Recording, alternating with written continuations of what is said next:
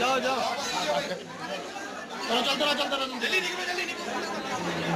चलो चलो।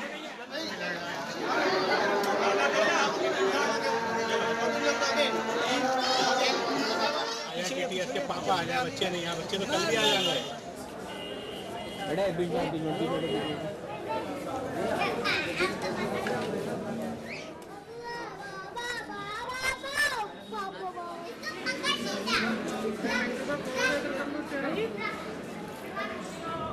आला हज़रत फ़ाज़िल बरेलवी का जैसा आपको मालूम है कि इस मरतबा 100 साला उर्स मनाया जा रहा है।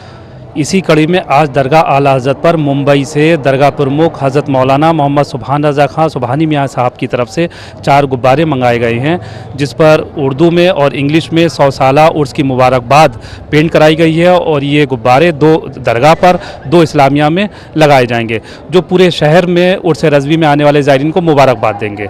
इसके अलावा आज जो तहरीक तहफ़्फ़ुज़ सुन्नियत TTI की जो ज़िला इकाई है, जिसके सदर मंजूर खां हैं, इनकी पूरी टीम ने आज 1000 गरीबों को कपड़े बांटे हैं